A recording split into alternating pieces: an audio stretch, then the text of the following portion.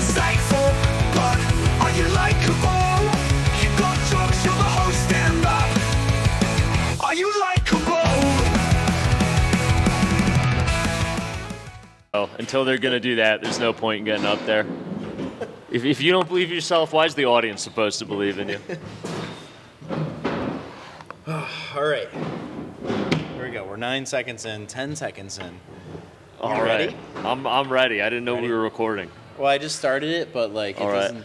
I'm just making sure you can see both of us on the camera right now, and it can. Nice. Yeah. All right. How do you feel about this right now? I think it's a good setup. I think, we faced some technical difficulties, but we did. figured it out. A lot of adversity. That's what comedy's all about. It's Adversity. overcoming adversity. Just a couple of white guys coming over. Everyone knows we have it the hardest in comedy. Being a straight white guy in comedy. You say that's the wrong white guy, and he's gonna be like, "Fuck yeah, brother." I've had a couple of those. Yeah. Where I'll say a joke like that, and they get a little too into it. I'm like, I'm in too deep. I can't. Gotta double He's down. gonna be mad if I tell him I was joking. Let's just print flyers. Let's have a rally. All right, I can do the intro. Hello and welcome to Likeable, a show where we discuss stand-up comedy from an entry-level perspective. I'm your host, David Stickle, and today I'm joined by Mr. Chris Warren. Hello, everybody. I'm Chris Warren. Hi, Chris Warren. Thanks How are you? Thanks for having me. I'm good, man. I'm tired. Yeah, I'm you're very tired?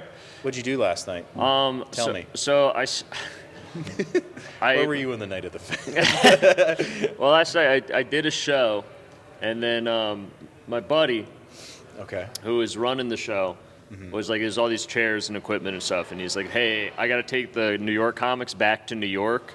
I completely botched this. Can you just take the equipment back? I'm going to leave it at my parents' house over the week. Just bring it there. My old car's there. You can just put it in the old car. It's unlocked. And I'm like, cool, no worries. So I load up all the chairs and the speaker and stuff. And his parents live 10 minutes from the venue, so I drive over there. Now, I've known this guy for 6 years. I've not once met his parents. Hot mom? Well, we're going to get into all that. Okay. So, Sorry. I'm coming early here. we get, it's 10 at night in a Hartford, and I pull up to the driveway, and sure enough, his car's unlocked, and it's pouring rain, so I'm just getting soaked. But I'm like, whatever, the show went well, helping out the homie, whatever. And I'm putting all the chairs in the trunk. All of a sudden, I see the lights go on in the house. And I'm like, surely he informed his parents that I was coming by to do this. You turned into a raccoon in the trash. Yeah, surely they won't think they're being robbed. Wouldn't you know it? He did not, and they totally thought understandably, not on them. They totally thought and they just come outside to me, soaking wet with this fucking mustache, oh, hey. And they're like, what are you doing? I'm like, oh, no, I'm Mustafa's friend. I'm Chris. Mustafa. Okay. And they're like, what are you talking about? I'm like, your other son, Mo, I know your sons. They told me to put the stuff in the car. And I had to, talk to them for 5 minutes in the rain at night, which, again, totally understandable in their perspective. They've never met me before. And they're like, eventually I, gave enough details about both their sons who are comics that they're like, oh, okay, no worries. We buy this. Yeah. And they went back inside, and then his aunt, who does not, I think it was his aunt. I don't know which relative it was, but it wasn't his parents, comes out, and she's from Somalia. So she does not have a firm grasp on the English language. And she tries to, for whatever reason, the pouring rain, make conversation with me and ask me if I want to come inside or if I need anything. And I'm like, no, I'm just dropping off the chairs. We go. She's like, oh, come in for tea and stuff. And I'm like, I really don't want to be rude, but this is too weird. I gotta go. I'm sorry, man, but that's very polite of you. Thank you. Thank you for being a good host. And then I got home late, and my boy Jake was like, hey, we had a DODA match. A DODA match? You know what DODA is? No, what's DODA? I'll inform the audience and you. DODA 2, Defense of the Ancients 2, started originally in the early 2000s as a Warcraft 3 mod. Not World of Warcraft, back when Warcraft was a strategy game. Started as a mod, got really popular, invented the genre of MOBA games. Then, about a decade later, Valve, the guys that own Steam, hired the guy Ice Frog who made the mod to make an official sequel on their platform. How old are you? We don't need to get into that. Dude, I don't know any of these words. I'm 35. I'm 31, dude. Okay, I'm dying. okay. It's over. I don't even You're know why up I'm with the doing kids, this. I'm man. dying. Good for you. I don't. No kids. It's just a bunch of people my age playing Dota. The fan base is dying by the day. But they made an official sequel called Dota 2 that's on Steam for free, and it's like if you know League of Legends, it's basically what League of Legends copied in an inferior way. League of Legends is terrible. Yeah, they fucking suck. Fucking sucks, dude. But figure it Dota, out. class act, dude. That's like the Rolls Royce of MOBAs. Yeah. And I've been playing it since I got into the beta in like late 2011, maybe early 2012. It was my senior year of high school, so I'm not positive which half of the senior year it was. And I've been playing Dota consistently for like the last, 13, 14 years. And Dota's actually been the most consistent thing in my entire life. More than comedy? More than comedy, more than anything, any relationship, any friendship. I've been playing Dota for 14 years nonstop. And I'm still bad at it. I'm still very bad at it. I'm in the lower end of, I would probably be in the bottom 20% of Dota players. So if I started Dota today, we wouldn't be that far apart? Well, here's the problem with Dota. Okay. And this is why the game is dying. And this is a passion of mine. So you've triggered me on this. I apologize to hijack. It's okay. Do it. Dota 2 has such a high barrier to entry in terms of skill that you legitimately need to read essentially a book of like all the patch notes and of all the different items and all the different hero abilities, and you really have to play about 300 hours before you even know what's going on. So like League of Legends is like a very dumbed down version of Dota. Like I've tried to convert League players, friends of mine, and they get so annoyed with Dota because there's like it's basically League with 20 additional systems put on top of it that all interact with each other. And they're like, there's too much, this is, as they would put it, needlessly complicated. And I'm like, that's what makes it beautiful. So I've put probably almost 3,000 hours of my life into Dota 2. I am still in like the bottom 20% of players. So do you think like there are people that just naturally pick up Dota and like don't need that 3,000, or their 3,000 hours are like supreme level top 10%, or are they like they put in 10,000 hours? I think there's something. There's definitely the guys that put in like 20,000 hours, 40,000 hours. There's people that all they play is Dota every night for like 3 hours, 4 hours. Pro Dota, yeah. The international every year. The Dota International? People sleep on this. So the Dota International, it meets every year. They rent out like a football arena for it. Okay. Like, I don't remember if it was last year or the year before. It was in Seattle. Okay. I forget what they rented out, but there were like 20,000 people in attendance. It was like sold out. Jesus. And did you go? No, I don't have the tickets are like $500-$600, and you got to fly out to Seattle and get like a hotel, and the hotels are crazy because it's an event. Crazy flight for the Seattle too. And it's like the prize pool was $34 million. Okay, well that's some fucking. So Jesus. I think like the top 5 teams got paid out of it. I think the top team walked away with like over $20 million, split between 5 main players, 2 bench players, and 1 coach.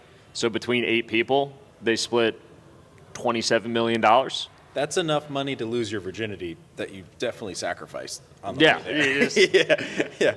Like you don't need that time you could have spent learning to talk to somebody to sweet talk them. Well, you spent playing video games. That actually gets here's the compensated by problem. the money. The Chinese have ruined Dota 2. How in so? the pro circuit. So when Dota 2 first started out, it was like I remember TI3. The International 3 was the first big international, and it was the first one I watched live. Okay. And there was this team called Navi, and they were a bunch of Ukrainian guys, like just a bunch of Ukrainian nerds. Bastards. And they would get blackout drunk all the time. They were always having like weird controversy because they would just get blackout drunk. They'd play pranks on each other and other teams. They did not take it seriously at all. Like none of them learned how to speak English, even though like they were given like PR people to teach them English. They're like, fine, I don't need to know that. Like, they only learned how to swear in English. Which is awesome. Yeah, they ruled, dude. You had all the best. Admiral Bulldog, Dendy. Dendy is like the Ronaldo of Dota. Like to this day, if you mention Dendy to like a person who plays Dota, if I saw Dendy, I don't super fan, I would drop to my knees. He hasn't played professionally in probably a decade. Because what happened is, so they were like rock stars. There were a lot of teams similar to that. that were just kind of like goofy, weird nerds that had a sense of humor, that partied hard, that didn't take it too seriously, but like were really good. And you'd have wild things happen because everyone was kind of like flying by the seat of their pants. You get like crazy, weird combos and strategies that didn't make sense, like the Dendy fountain hook, if you know, you know. And Sounds like a sex move. and there's no sex moves in that arena. And What is sex? Listen, I firmly held on to my virginity throughout high school and the college, thanks to Dota 2. Little assistance by Warhammer 40K, but mostly Dota 2. And but then what happened is, as the years went on, and there was more, because the first day, I think Navi won like $3 million, and that was crazy that you could win $3 million playing video games. It's actually, when you mentioned the tournament before and you said 34, like in my mind I thought like 500 grand was like a lot for. No, well, because it's ran by Valve, who runs Steam, so they're huge. And the way the prize pool works is you buy a compendium, which is like a ticket to stream it. Stream the international, and there's like a bunch of games because they play all the different brackets until the finals. So you can watch like hundreds of games if you buy the ticket. And then you get all sorts of cosmetics for the game and stuff. So it's like a good deal. But you'd buy a compendium for like $15, and it was just like, because the game was free and the community was really passionate, people would buy like 2 or 3 compendiums. They'd be like really supportive of it. So they would source all that money directly into the prize pool. Like Valve didn't take a cut of it. They just put it all into throwing the event live, like the arena, and then putting the rest of the money in the prize pool. So as the years went on, the prize pool got bigger and bigger and bigger as Dota got bigger and bigger and bigger. And then it got big enough that like Chinese teams were just like, how do we do this perfectly? As the Chinese do. They took all the passion and the mystery out of Dota, and they figured out like the perfect way to play every hero on every patch, the perfect item combo, the perfect positioning, what you do at 2 minutes 34 seconds is exactly what everyone on the map should be doing. And they gamified it so much that they pushed out pretty much all the other teams. So like half the teams at TIs now are Chinese, and they're always dominant. So the rest of most of the fan base isn't Chinese. It's actually not a very popular game in China. So now the game is every TI, everyone else in the world, because there's a lot of like weird country beef in the Dota community. like me and Russians are cool in Dota. Okay. Like Americans and Russians bro out. Hell yeah. Because the Russians usually speak English, and they're like not selfish players for the most part. So Americans and Russians, like if you see a Russian guy, because it's an international game, there aren't enough Americans to support it, you're gonna bro down. If I see like a Brazilian, a Peruvian, your goal is to bully them till they leave the game, because they will ruin the game for you. Why will they ruin the game? Because they don't speak English, which is because here's what annoys me, and this Hot take. the Brazilians and Peruvians, for whatever reason, are really into Dota 2. Probably because it's a free game and their countries don't have economies. That's fair. So they will get on the US East server, which is the server I play on. They have their own server. There's a South American server, by the way. They willfully choose to not play on it, queue up on US East, and then not speak English in a team-based game. And so then I got some guy screaming Spanish over the microphone as he picks a hero, like he's the last one to pick. So you know all the heroes in the game. So you should pick the hero that makes sense for our lineup. We have 2 carries. Pick a support. Please pick a support. Picks a 3rd carry. Picks the worst carry against the enemy, like they have all the counters to you. And you still pick Bloodseeker. You still pick Bloodseeker in Fucking 2025. Bloodseeker. And then you yell at me in Spanish when you feed relentlessly. So most American players don't like Brazilians and Peruvians for that reason. This is ruining our situation with other countries. Yeah, we love Russians because they all speak English and are competent. The Chinese we have a vendetta against because they take TI every year. So there's like a respect when you play against a Chinese player, but like you're like, we got to beat them. We can't let them take this. I feel like in a lot of things it's China versus the world. Yeah, so this last TI, Okay. this prince in Dubai, who's insanely wealthy, I guess he got really into Dota 2. And he just, because they're all like oil billionaires, the royal family over there. And so this prince in Dubai bought a DODA team. He just like made a DODA team, and he gave I guess he gave good contracts to all like some of the top players to recruit them for his team. So it was all Arab dudes, and there was one American on the team. And an American team has I think the last time an American team won a TI was like 2015. So it's been exactly a decade. And since then, like, you haven't had any Americans even come close. There was like one Canadian team that won, and people lost their minds because it was like, that's the closest thing to an American team where go Canada. Yeah. And they won. And dude, the online community for Dota, we lost our fucking minds because even though it was like a Dubai team, wherever that is, everyone was like, yeah, but their mid laner was American, so that was America's team. And everyone was posting pictures of him like, you brought the TI home back to America, baby. We were losing our minds, dude. We loved him. I posted about on my story for like a week every day. I was like, the cup comes, the Aegis comes home to America. Hell yeah. Or as they say, Delia. Yeah, so basically it's like nerd soccer. Like, you know, people get really like have rivalries with other countries, get real passionate about their country. Yes. It's like that for nerds. I was actually relating this in my mind because I watched Cars 3 last night. Hell yeah. A classic American film. Classic American film. Lightning McQueen cannot keep up with these new like electric cars on the track. And that to me was the Chinese people. Yeah, the Chinese took it all from us. Yeah, and they did everything. Even the German team, half their roster is Chinese guys. Mm-hmm.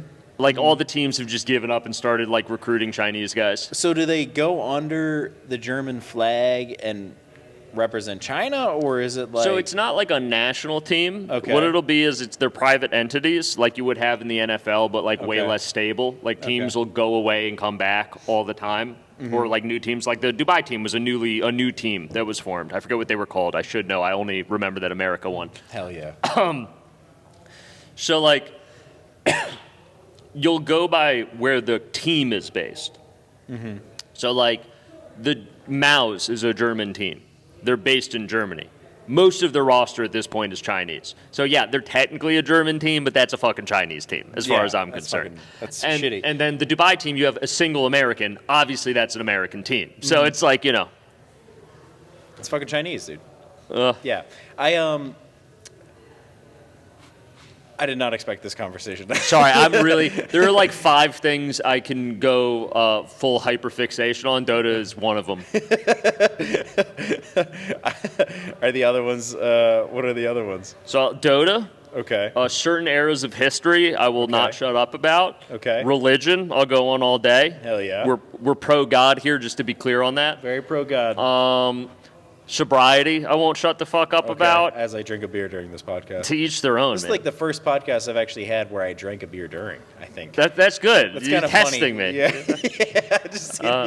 I didn't know. That's fine. Warhammer 40K, I go nuts about. Is it another video game? Or is it a movie? It's a whole universe. I won't go hyperfixation, but it started in the 80s Okay. as like the first one was called the Rogue Trader. It's first edition Warhammer, but it's basically like Dungeons and Dragons, but sci-fi themed. Okay. So basically a Dungeons and Dragons clone. It got so popular that they then changed what kind of game it was to like fighting toy soldier armies. So they dropped the Dungeons and Dragons like story, like progression thing. They just made it like an army versus army with little miniatures. And over the time, now they're in like 10th edition. They're about to drop 11th. So you play with the little, and I've played a lot of this over my life. You play with little, you assemble miniatures, you paint them, and then you roll dice and battle them. So this is a tabletop game? It's a tabletop game. Okay. But the tabletop game spawned multiple other tabletop games in the universe, like Kill Team and 30K and all that stuff. Okay. And then it also has some really bad TV shows. They are bad. They're like online only. They're like the most budget animation. It's sad to see. They did that with Halo at some point. Yeah, the fan-made animations are great, like Project Astartes. And then they also have like over 300.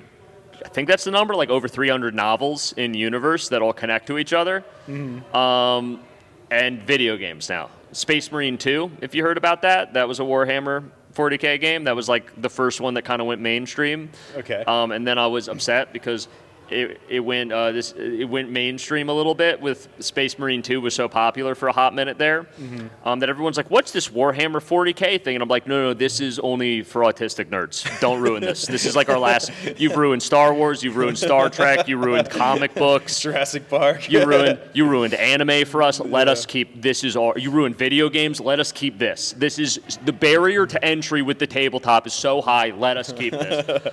And then Games Workshop went and was like, actually, there can be female custodies. And I was like, I'm going to burn down the Games Workshop headquarters. And they got such a backlash from people like me online that they're like, our bad, we won't do any more of that. They freaked out that bad? They're like, no females? No, so here's the thing. Warhammer 40K is surprisingly not sexist. You have a lot of strong female characters. You have an entire faction called the Sororitas, or the Sisters of Battle, that are basically like space nuns with, they call them nuns with guns, affectionately. They're awesome. They're an awesome faction. Very hard to play. That's why I don't play them. Because, they're like a glass cannon. They're very fragile, but they hit hard, so you got to be good about maneuvering. And I'm a really just charge everything for it. I play orcs, so that's, Okay. But they tried to mess with the lore. So the custodies are basically like genetic kind of clones of the God Emperor of mankind, and therefore they can only be men. And when they tried to make a female, when they did make it, she's canon now. I'm pissed about it. When they made a female custody, then that opened the doorway for there being potentially female Space Marines, which are the flagship of the franchise, or the Space Marines. And we're like, we're not doing that. I'm not doing that. Listen, I played along long enough, all right? Yeah, Space Marines are all about testosterone, dude. You cannot be having female Space Marines. Everyone knows the female faction is Tyranids, space bugs. That's all. Where it's like a 99% male fan base. If you go to a tournament or a game store and there is a woman player who is not just there with her boyfriend or whatever, not to pejorize or whatever, but is actually into Warhammer 40K, is actually about that life, 9 times out of 10 they're playing Tyranids. Because everyone knows that's the fact that we made several female specific factions. They don't want to play those. They want to play the space bugs. They want to play Tyranids. And respect. Chicks are the best painters. Sorry, that was gross. Took out my Zen. That's okay. The female players are some of the best painters, and they do amazing color schemes with Tyranids. And it's, we need more women in the game. I'm not against women in the game, just no female Space Marines. I will lose my fucking mind. My incel rage will come out, and I'll revert back to 16-year-old me and be like, women are evil. They are.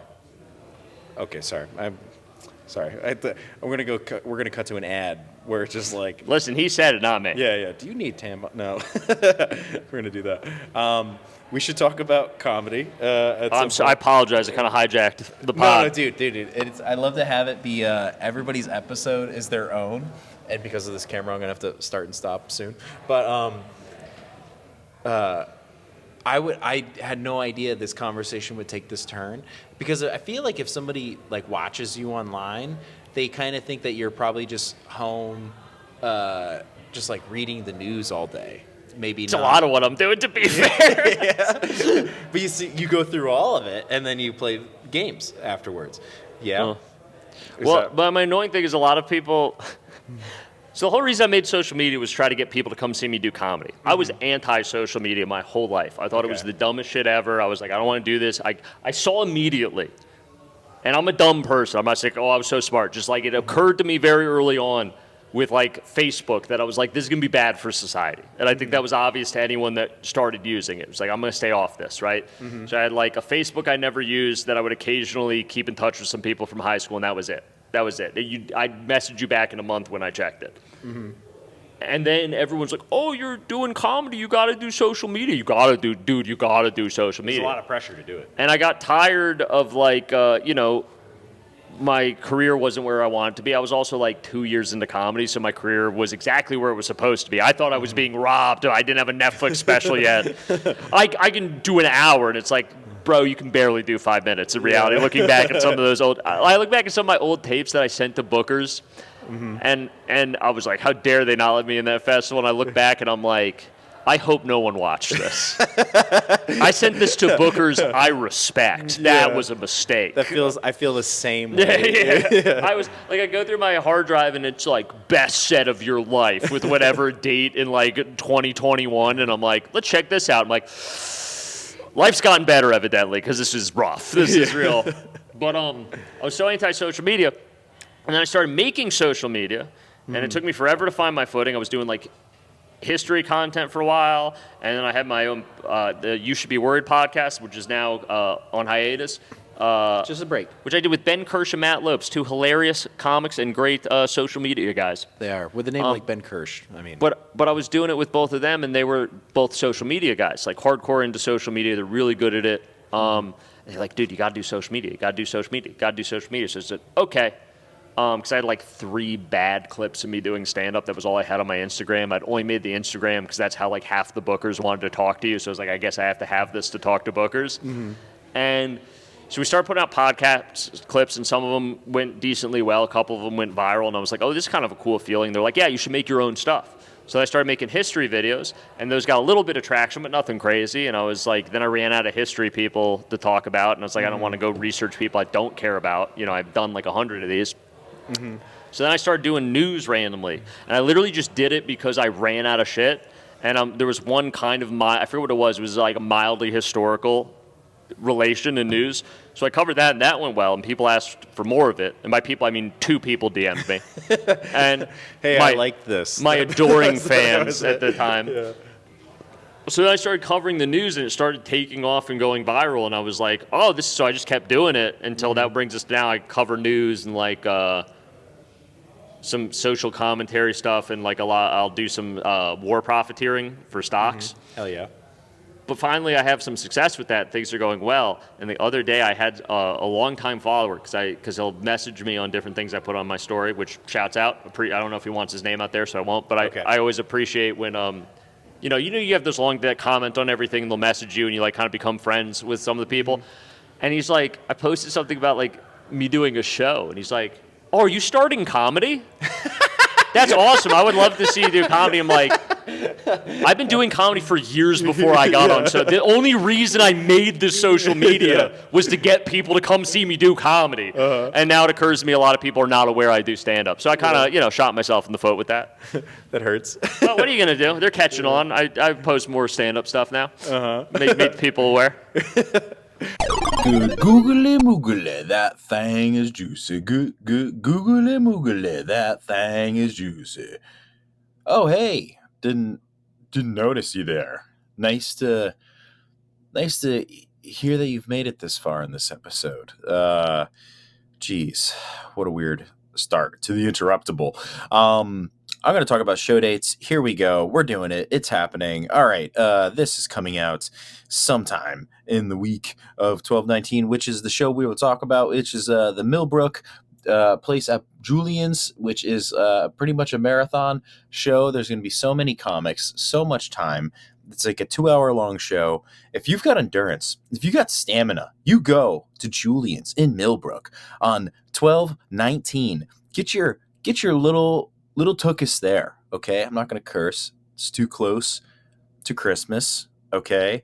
Santa's coming, and I do not want to get on that naughty list, my friends. I do not. I can't have it. I'm trying to get a bike. I'm trying to get a bike this year. Yeah, I'm trying to get a bike. All right, what else is happening? On 12/27, I'm going to be in Albany, New York, with a few awesome comedians. Also, a very long lineup. There's going to be so many comics, guys. Most bang for your buck. This is going to be more comedians at this show than presents under my Christmas tree, which is actually not that hard because my family has disowned me. Moving on. And finally, closing out the year, I'm going to be at Laugh It Up with some great comedians on 12/31. That's going to be Christmas Eve. We're ending out the year with this show. It's pretty awesome. I'm super excited to see what the rest of the lineup is. I'm assuming I'm hosting, which is awesome because I get to have fun with the crowd. That's going to be, and you know what? I'll mention 1-1 starting. We got New Year's Eve and then day of New Year. We've got Luxor Lounge, and then 1-3. I'm going to be doing a Don't Tell, and I can't tell you any more about that. We've got a lot of shows in January already lined up. A lot of shows in February. A lot of shows, and then we're going to be taking a little hiatus halfway through February. So we'll next episode we'll kind of launch the start to the new year as far as shows go. In case you were curious, you little curious cats, meow meow, as Ted the Impressionist would say. Shout out Ted the Impressionist. Meow, my guy. Oh wait, hold on. He would say, "Okay, back to the show." So yeah, I did all that work only for like half my audience to be like, "Oh, I didn't know you do comedy. That's sick." And I'm like, "That's kind of the whole purpose of this channel." But I got to rebrand. I worry that the podcasts will do that, but then I remember that nobody watches the podcast. So thank you for. They're gonna watch this episode. I'm gonna send it out to the loyal war party. Yeah. That's what I've now in this moment decided to start calling my fan base. They don't know it yet. The war party. The wharf. You put out, I feel like you put out like 3 videos a day. I put out 2 videos every weekday and 1 video on Saturday, 1 video Sunday. Those are my days off. I only do 1 video. Okay. Yeah. The video you put out recently, I had to reshare because you were just like, it was like a keep going situation. Yeah, dude, I fucking love that. When you said retarded, you're like, they're fucking retarded.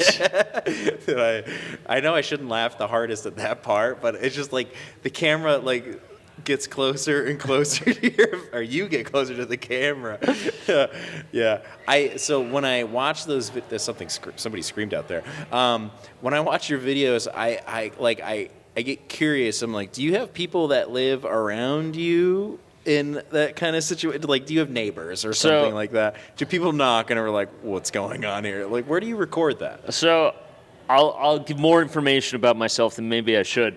The real fans that watch this podcast will be able to figure out where I live off this information. Of course. So I live above a law office. Okay. And they have 2 apartments in there, and they only have the apartments in there for like tax reasons, because they're Orthodox Jews, so they only have those there. And I'm Jewish, so that's why I live there. We're on very good terms. They're helping a young Jewish comic make his way in the world. They've never raised my rent. I'm convinced they've raised the upstairs tenants' rent, but not me. They're Greek. They see the mezuzah on my door, and they're like, "He's a good boy. We're not gonna, And one of our own. And then. So for a while, for like a year, the person above me moved out, and she was an alcoholic for sure. Very nice lady. She was like a school teacher. She was about my age, I think, maybe a little younger, and she was this alcoholic lesbian. And her girlfriend would get in fights upstairs, like not fist fights, from what I heard at least, but they'd be getting screaming matches. And she was drunk all the time. So for that reason, I imagine she never complained about me yelling because. Whatever. She was yelling up there. She was great. She brought me Christmas cookies one Christmas. That was great. She lived up there for like 2-3 years. Great. I hope she's doing well wherever she moved. But then there was like 6 months where no one was living above me. So I would just scream all the time. Because after business hours, I was the only person in the entire building. So I would just scream all the time. I got used to that. And then they told me at one point, "Oh, have you met the new tenant?" And I'm like, "No." And he's like, "Oh, he moved in a month ago." So for a month, I've just been screaming. I had no idea this poor guy was living above me. And he has never brought it up. We've only interacted twice when we happened to catch each other in the stairwell. And all we said was, "Hey, man, what's up?" And he was like, "Oh, hey."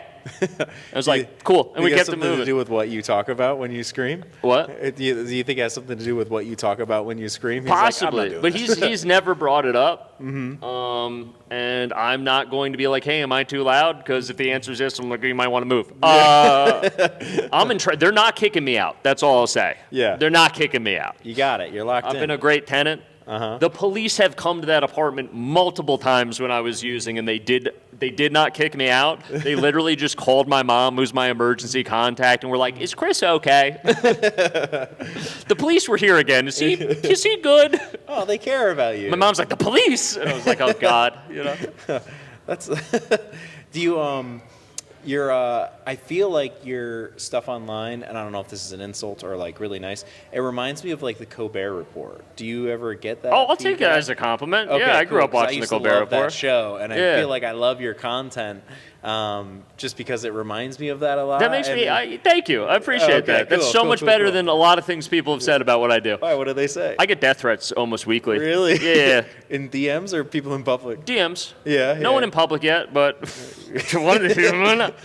Do you feel like if you get assassinated, because you're young enough to get assassinated, I would say, like if you get assassinated, You in age out of public, getting assassinated. 100%, 100. At a certain age, you're just like somebody that got shot. That's true. It's Yeah. not as tragic. Yeah. You can't. I'm Yeah. too old to die tragically young. Yeah. Still young enough to get assassinated. Definitely, because then it's at certain point it's you versus time, Yeah. and they're just like, well, He was it's 80. either time was gonna get him Yeah. or he just got shot. I mean, he got his head blown off. Oh, yeah, another 3 years. I Like, feel like if you got assassinated, it's like you were robbed of extra time, But if you just get shot at 80, you're just like, all right, well, See- what else? It's not like he was gonna write the Thriller album, Like, I feel like I'm already too young to die tragically young to where people can be like, because I'm 31. Mm-hmm. And I think at this age, it's like, if I had died in like my 20s, Mm-hmm.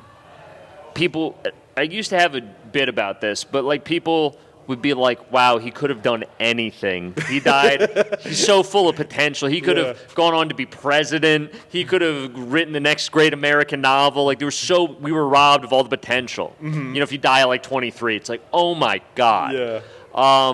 If I die now at 31, it's pretty clear like what I'm doing. It's like, I guess he could have done more of that. It's not like there's no illusion about like I was never gonna like.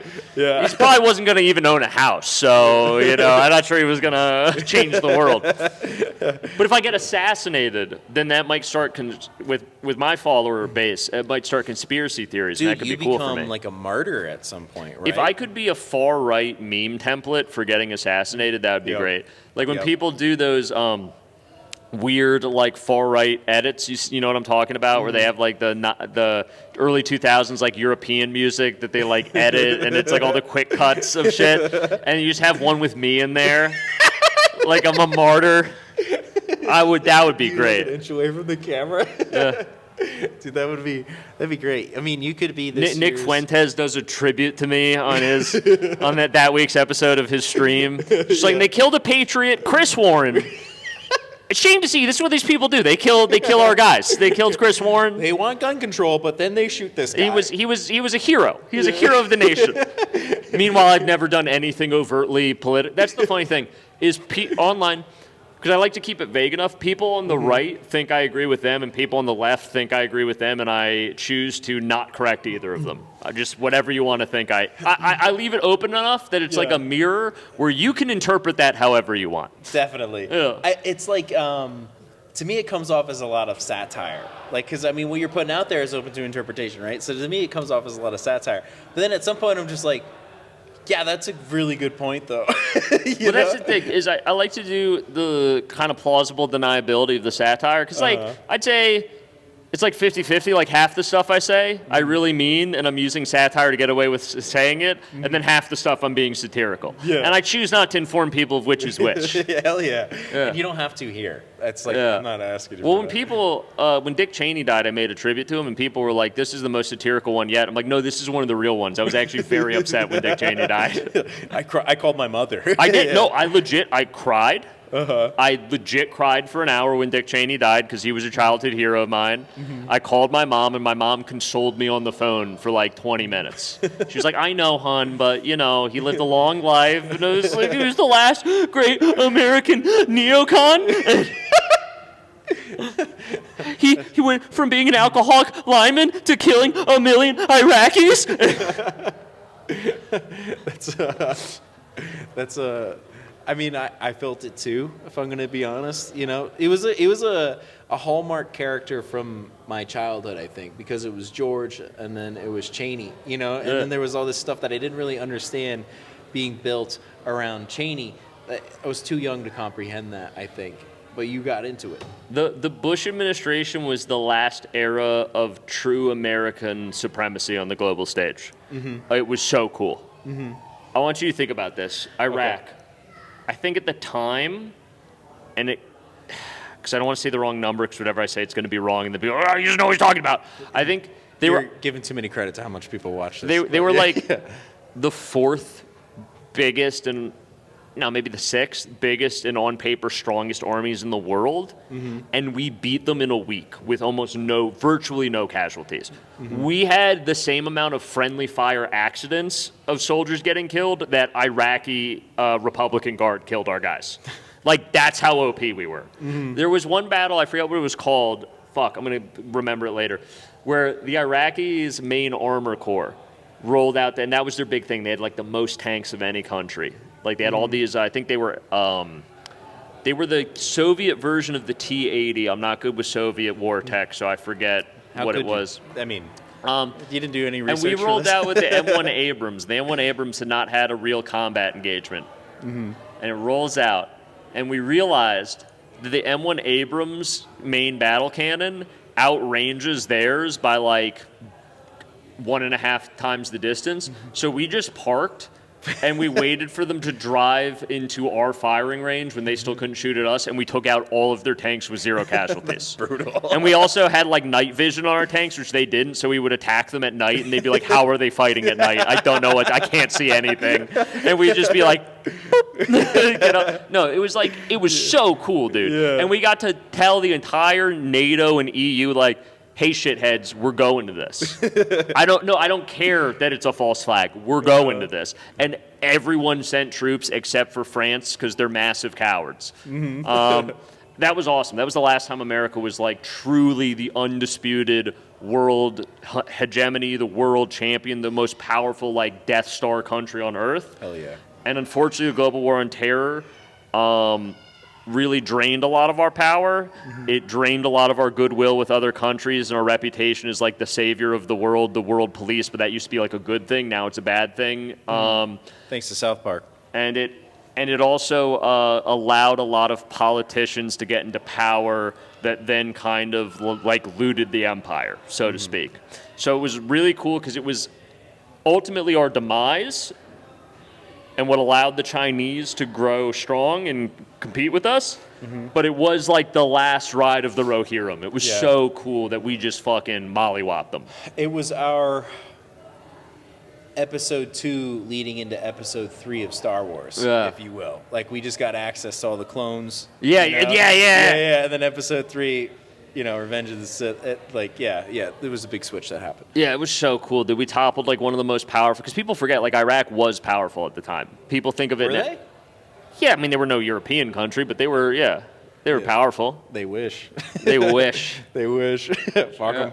And we knocked them back into the Stone Age in under a week. In under a week, everyone except for the most hardcore followers of Saddam, like the hardcore Republican Guard, everyone dropped. They're like, we can't beat them. Like, we destroyed their entire Air Force and their entire armored corps in a week. Like, oh, we don't have planes or tanks anymore. Yeah, we're not. I give up. Like I quit. And, like, the entire army fucking fled. I think it's pretty cool to be badass, and it would just be nice to just like roll into a place, fuck them up, and just I think that's the Dragon Ball Z kid in me.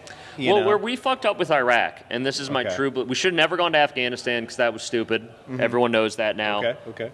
Even at the time, there wasn't really a justification for it. We had a chance to play that correctly. Where even though we had falsely accused Saddam of having anything to do with it and having nukes, even though neither of those things were true and everyone kind of knew it at the time, but Colin Powell lied to the American people, and then in his like final public interview, like admitted he lied and said it was like the worst thing he ever done. He's probably going to hell for it. It's actually very powerful. You should watch it. It haunts him.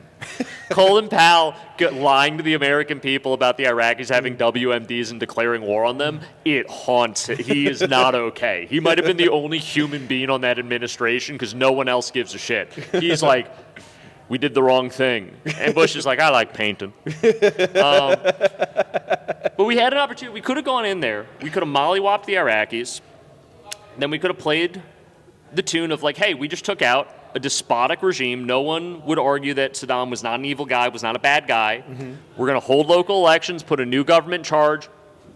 We're leaving. We could have been there for a collective year 1 month of fighting, because it was like the first week to defeat the army, and then another 3 weeks of wrapping up the Republican Guard, and then chill for like a year to support the new government we put in place, and then left with like 5 military bases there. And we would have been everyone would be like, wow, America came in, defeated a dictator, brought democracy, and left.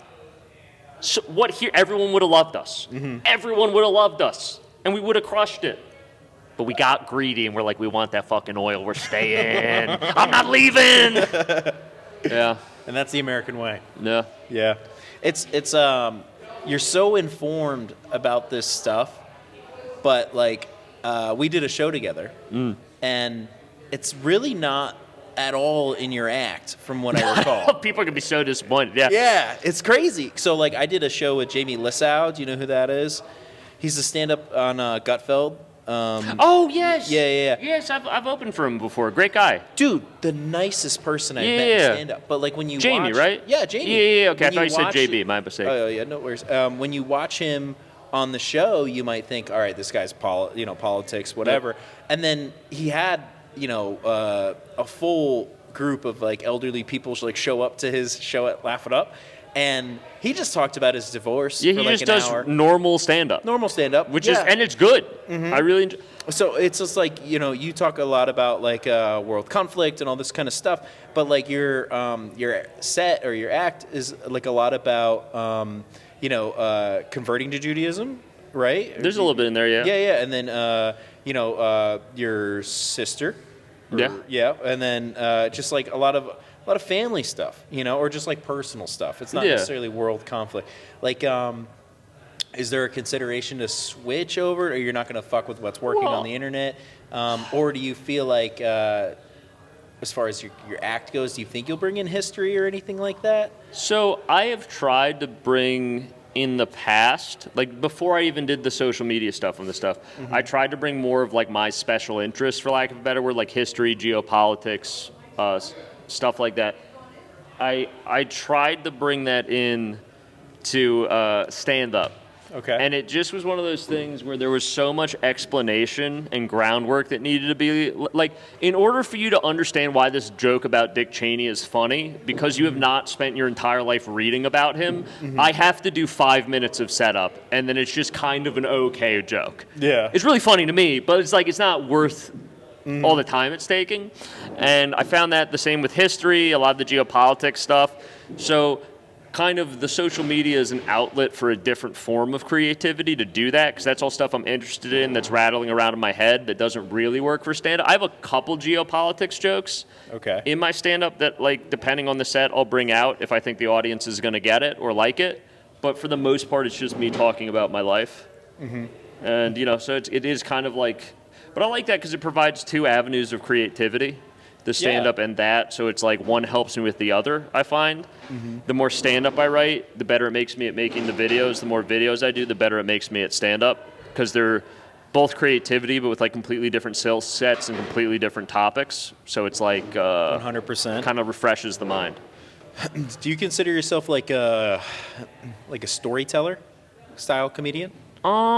I don't know. I wouldn't really say so. I've done storyteller shows, and those are I would love to do more of those. Yeah, I love stories. I started out doing storytelling, and then I got into comedy. But because I think what got me like hooked on your stuff when I saw you perform, because I mean the first time I saw you was actually here at Wolf and Warrior Brewing at the open mic, and then Jordan was like, hey, I want to try and book him for the show in Kingston, and then we were both on that show in Kingston. So I saw some of the stuff you were working on here, and very funny, by the way, and you implemented it in Kingston, but I didn't understand how some of your material might be more long, because it's an open mic. You don't really, but your material can be a little bit more long form. But you do really do a good job of just like providing context and all that kind of stuff efficiently, but also just like you are a bit of a storyteller, So I was curious if you consider yourself one. I don't, but I thank you. You've thought much more about my stand-up than I have, Well, I appreciate planning on that. talking to I you appreciate that. So you have me at a disadvantage. Yeah. I'm just like, I keep saying pinned stuff that's down. offensive until something gets a laugh, and then I try to make it slightly less offensive, and then I just put it in there, and if it works, it works. But And that's your writing process? pretty much, yeah. Like, if you look at the early versions, and that's why I try to do a lot of open mics. Mm-hmm. Like, because I don't know, not to whatever, but like I know people that I started with that are like, yeah, no, we've kind of aged out of open mics. And first of all, my opinion is, unless I'm booked 7 times a week, then I'm not too good to be doing. You know what I mean? It's like I'm not too good to be doing open mics. I got like 2 shows this weekend. Very thankful for those. There's still another 5 nights in the week I should be doing comedy. Yep. And if I can't get paid to do it, I'm not like I'll go do an open mic. I'm trying to work on stuff. But also, part of the reason I try to hit so many open mics is because I write a lot on stage. So I will sit down, like I think a lot of people do in the notebook, for like a couple hours a week, like writing, rewriting, saying it out loud, listening back to it, writing, rewriting, and trying to figure out. But there's only so much I can do with that for me, the way my brain works personally. 100%. And then I like to come to, mics because it's a safe space. It's very low stakes. I can say whatever I want. Most of the people know me. So it's like they're going to give me the benefit of the doubt. I didn't mean to be evil with whatever I was saying. Yeah. And so I'll try to take crazy risks with saying wild stuff. And then if it's not funny, we just throw it out, right? Because that happens. Yeah. And if it gets a little something, then I'm like, okay, so I know there's something here. It is way too offensive or alienating to put on a show set right now. So I'm going to do this another 20 times, chipping away at it to make it more and more palatable. And then we'll get to a point where I've made it too palatable, and we'll bring it back up, and it's kind of like the accordion until it gets to the perfect level of offensive, but still will connect with about 90% of the audience. Yeah. And then that's what I do. But you can only figure that out by doing it over and over and over and over and over. 100%. It requires so much tweaking. Like, I still try to do at least 2 mics a week. I work at night a lot. You got to quit that job. I feel like it sometimes. Quit it. No. Well, it's Monday and Tuesday that I'm working late. Wednesday I'll hit a mic, and then Thursday I'll either hit a mic or I'll edit this podcast or something like that. Friday I'm on a show. Saturday I'm on a show. Sunday I rest, and then we're back at it. But here's a question for you. Sure. Is this what you want to do with your life, comedy? 100%. Then everything else is only a means to get to this. Quit that fucking job. If it's even getting rid of one night you could be doing comedy, not worth it. Yeah. Well, here's the thing. Do you have kids? No. Then what do you need money for? Who cares? So here's what I do as far as discipline for it. Okay. Because when I'm done with that job, it's too late to go to an open mic, so that forces me to go home and write a little bit more. So I do a fair amount of writing because I am not an onstage writer. I'm an at-home writer. I'm going to say something's going to piss any comics off listening to this. Let's do it. And I'd mean no offense to you, sir. No, I won't be offended. So many comics are like, yeah, man, I'm going to stay in from the mic tonight. I don't really have anything new to work on. I'm just going to stay home and write. I'm just going to write. There is 1 or 2 times a night. There's a window of time where stage time is available to you every night. And you know what it is. It's roughly from like 6 to 8, depending on where you are, what mics you're going to. You can write at any time. You can write at any time. And you're like, I'm actually going to not go to the only time I can do stage time to do something I could do any other time of the day. Yeah. So when I say to that, like when I worked a corporate job, I would spend my whole lunch hour writing. I would microwave my food I brought from home, and I would go sit in like the break room or in my car a lot of times because I wanted to be away from people in the cafeteria, and I would just write and eat and write and eat. I would get to mics early a lot. I still do that a lot. I'll get to mics early because then it's like I'm in a place where I have no distractions, and I'll just get there an hour early and write for an hour before I go up on stage. A lot of times what I'll do is when I get off stage, like tonight, I will do some stuff. I'm going to go home. On the way home, I'm going to listen to the recorded of it. Of course. See what I like, what I don't like. There'll probably be something like, I was supposed to say this here. I didn't say it. Why didn't I say it? Or I said this wrong. And then I'll go home, and for like a half hour every mic, it's almost like a debrief where I keep listening to it and writing out what I want to change. So it's like, you can do both, guys. Stop pretending like, oh, no, I'm actually a real artist. I'm going to skip tonight and write. I don't want to do the same jokes at the mic. And it's like, who are you trying to impress at the mics? Do the same. That's the point of the mic. I don't want to do my old jokes. Being honest. Are you when people are like, and I see this so much in newer comics, like, and I thought this way too at the time, so I'm not even hating. Like, I had the same thought. Where it's like, oh, I can't do the same jokes ever at a mic because those people have already seen my jokes. So I can do 1 week of the same 5 minutes because I'll go to different mics and there'll be like half of a new group of comics at each one, and the next week I gotta have a whole new 5. And an older comic Shout out Pete Angelo, actually. Hilarious comic. I believe he lives in New York now. But he's originally from Connecticut. He's hilarious. Go check him out. But Is this the WWF? he does Trying wrestling. to be a wrestler? Yeah, he does wrestling. He does sumo, and he's a comic. Yeah. He rules. I did a show with him and Metal Pete on Instagram. I believe. Metal Pete. I did a show with him once. Yeah, So yeah. Pete was like Shout out. one of the vets when I started comedy in Connecticut. Really nice dude, and he was like, "Oh, why didn't you do that that other joke I heard? I really like that. Why didn't you do that tonight? We're at an open mic." And I'm like, "Well, Pete, I already did that. You've already heard that joke. Why would I do that joke again? All these people have heard that joke." And he's like, "Dude, you're trying to get a perfect 5, so if someone gives you an opportunity, you have 5 solid-ass minutes you can do in front of them. Why are you trying to prepare for an hour? You're 3 months into comedy. You don't need to worry about that." That's a great point. No one's at this point, and he said it much nicer than I'm because he's a nicer guy than me. This is my impression 6 years later, so don't put that on me. But it's like you're trying. The opportunities you're going to get now are 5 minutes. Tops, they're going to give you 10 minutes. So work on getting a perfect 5 and 10 because that's what you're going to be doing, and that's how you're going to get more opportunities. So he's like, you should be doing the same 5 at every mic until someone puts you on a show to do it. And that kind of changed my mindset. I was like, oh, he's right. He's like, are any of those jokes perfect? I'm like, no, but I'll figure them out. How? You're never doing them. Yeah. That's a great fucking point, man. So But shouts yeah. out Pete Angelo. That guy shout out helped me Pete. out a lot when I first started comedy. Yeah. Huge fan. Wicked nice dude, too. And hilarious, dude. Love that Very guy. funny. Very funny. I forget who we were. I mean, I forget who the headliner was when I worked with him at Laugh It Up. But, yeah, I just remember hanging with him in the back. And he was just, like, just so fucking nice. And, like, he got off stage. Super funny dude. Yeah. Ugh. But, so, yeah. I didn't know he was a Connecticut guy. Originally, yeah. Then Yeah. he went to Austin. I think Yep, he's been on Kill Tony to Austin for a while. I twice or think 3 times. he's in New York now, although he might be back in Austin. I don't know. Pete lives a crazy life. He's always traveling. I don't know where he is these days. Yeah, I don't want to speak for him. living that life. We're doing a 3-hour pod. For Golden Grams. I love hearing Walter. myself talk. Oh yeah, we do have a. This is our first live show. First live show. Yeah, first live show. Hey, Walt. What's up, sir? Do you want to say anything to the audience? Yeah, you want to This shout is out? my friend Walter, hilarious New Jersey comic. He's got great titties. They're Great. flat, but they're perfect. Great titties. I mean, Thank you, Walter. it's also a requirement to have facial hair to come onto this podcast. It is. Yeah, everybody knows that. That's why no women have been on this podcast. Well, we've had women on here. This is Dave Stickle. This is Likable.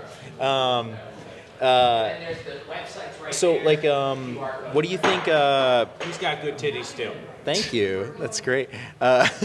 Sam's good. Oh, the comics are rolling in now. What do you what are your like your goals with comedy? Like, what do you think? So obviously, I think like anyone doing this, I'd like to get as big as I can. I'd be lying if I said I didn't want to get famous. I love when people are like, I just want to be funny and do this. It's like, no, we all want to get famous because there's a deep hole inside of us where our father's love was supposed to go, and I will fill it with fame. But no, I like how when you get like you fucking start like you do this on the thing. It's, But I would like to.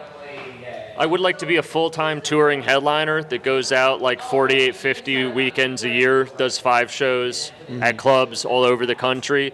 I'd like to have a special or 2 out there. I don't really have aspirations for like a TV show or to act. That's not really my thing. But if it was offered to me, I would do it. That'd Hell be cool. Maybe in the future I will have an idea for one of those things. But right now I'm really just trying to 5 shows every weekend at a club, touring, get a cool opener, bring them with me. We go explore the country. That's That'd be my dream. sick. That'd be sick. Yeah. My goal is to become a ghostwriter. So Really? You don't want to be the in the well, I limelight? would do this for free. And Don't like, you can't tell these people that. I currently am. They already That's how know. you get taken advantage of. Yeah. Well, I just want to be taken advantage of. There's so many ways. Walter didn't take advantage of me like I would hope he would. Yeah, man. Do you have anything coming up that you want to promote or anything like that? When does this release? I don't know. Then I don't go to. What's funny It's is kind of like, hard to plug dates if they might pass. What's funny is that like 2 or 3 episodes before this, I will have had a comedian that runs a school in Brooklyn, and you know she's very like progressive and all that kind of stuff. and which is fantastic. And then like your online Is it, persona, though? it is. Is it, though? It is. I think it is because like her reasoning behind it's fantastic. You know? Explain. So, because I've seen how women get treated at open mics often, Yeah. you know, and she's just like, actually, we do have to kind of curate a space for them to feel comfortable to explore. And then also she's like opened it up to not just be women since then, because she's seen like some of the errors in that kind of thought process. So like, but initially she was a woman in comedy, and she's like expanded it since then. So I do get like where she's coming from with that. Your online persona would not suggest that people should be on the same show. Here's what I'll say about this. Okay. The whole, and it is fun. It is a funny time. I'm not going to pretend it's not fun to say. Yep. But the whole like women aren't funny is kind of like, come on, guys. It is fun to say, but it's not true.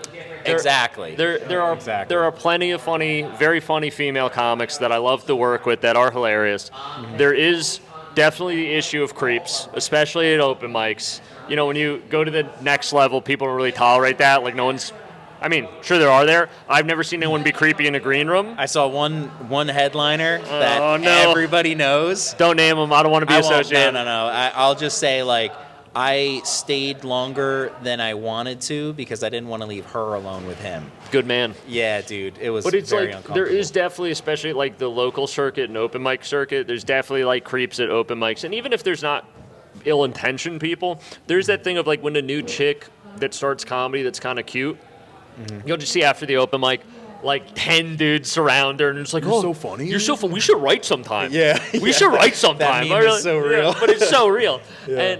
And so it's like, that's got to be uncomfortable. You know, 100%. having like a guy get a crush on you and ask you out, and then it's like you politely decline, which is, you're allowed to do that. That's how dating works. But Yeah. then that guy be weird about it. Every time you Yeah. see him at the mic, he's like talking shit and glaring at you, making you uncomfortable. So I do. All jokes aside, I do have a lot of empathy for female comics. In that sense, yeah, I do. Yeah, and I think because it's like a school, it's really primarily marketed towards like people just getting into it and stuff. So But she like, does a school for comedy. it's like a comedy school. They do stand up. They also help. I thought you meant she was in charge of like a school for kids. Oh no. So then I was like, I don't know what that has to It's do like with a like comedy curating a school. female space, but Yeah, all yeah, yeah. right. It's a Like, comedy. It's comedy school, and then what they do is they viewers, all 6 of you will know. She does a really good job of like if you write a pilot, they have the person that produced Broad City and like the Amy Poehler Experience or whatever, and then Inside Amy Schumer, like a couple of those shows. You get to pitch your pilot in front of this person, Oh, that's and they'll pretty cool. actually teach you how to pitch it for industry, and then they'll connect. They're like she's gotten so it sounds 2 like shows she's produced she's already. doing something pretty legit. Because Oh, you know, very every legit, once in a yeah. while, and I'm not trying to talk shit about anyone, but Sometimes a comedy school. yeah, you'll see a comedy It's like- school, and it's like a guy with no credits, and he just charges obscene amounts of money Yeah. to basically just like read the script of an acting course he stole offline, and it's Yeah. like, that's not really for helping anyone do anything, Yeah. you know? Like, This is like this seems pretty legit. No, it sounds, and it's from what you're also saying. I don't think it's that expensive. It's $500 for the year, and you That's get not bad. access to all this stuff. And then it's like you make out of it what you will make out of it. Yeah, no, because there is. I'm kind of wary of schools. There is obviously like what you're talking about. I don't Yeah. know about. It sounds like if that's what you want to do, it sounds like Yeah. you could get something out of it. But you and I both know there are a lot that are like, that guy shouldn't. I've seen that guy do shows. He should not be teaching anyone. You know what I mean? Yeah, I Um, 100% agree on that too. Which is, I'm starting a new comedy. I'm broke. I need to start a new comedy school. You want to come learn comedy? actually, if you want to learn how to be likable, yeah, don't come to me. I'm not good. I'm gonna do the likable comedy school Yeah. where you just sit here and just smile at people until they Want acknowledge to you. learn how to get away with being mildly racist on stage? I can teach you to say, it's just a joke, calm down. Folks. Yeah, Folks. hit him with that. All right, dude. Well, they're making a lot of noise in the background. We're going to wrap up, all right? All right. Cool. Likeable is filmed and recorded with Radio Free Ryan Cliff. Thank you to our producers, Jen Hamoud and Matthew Rosenberg, who are not here today because we're doing this shit on the road. So thank you to Wolf and Warrior Brewing Co. For hosting us, for recording this episode. Dude, it's been really awesome to have you on today. Pleasure. And I don't know if they could hear any of this I don't because of know. how loud it is back but dude, I'm a big fan of your stuff. I didn't know you a few months ago, but once Jordan introduced us, I did a little background check. Shouts out on to you. Jordan, dude. Yeah, shout out Jordan Malice, dude. Episode like 7 for this podcast. Great guy. Super funny dude. But like, yeah, once he introduced us, I started watching your stuff, and like, I'm very happy that you pop up in my feed as thank you. often as you do. And then I did really become a fan of your comedy when I saw you actually perform, because just watching you up there talking about some of the topics that you talk about, you do it very smart and very very creative, and it's like your perspective on stuff. So like, I personally really appreciate that shit. You're a very funny comedian and how you do that Oh, stuff. thank you. You made me dude. blush. Thank you. That's why we're likable, I baby. appreciate you. Thank you. You made my day. Yeah, hell yeah, dude. All right, well, thank you very much for coming on, dude. Absolutely. Do we sign off? Do we do any? You want to do a little touch our tips? That was awesome, man. Thanks for having me. Thank you, dude. Yeah. Yeah, you got jokes, yeah, you're insightful.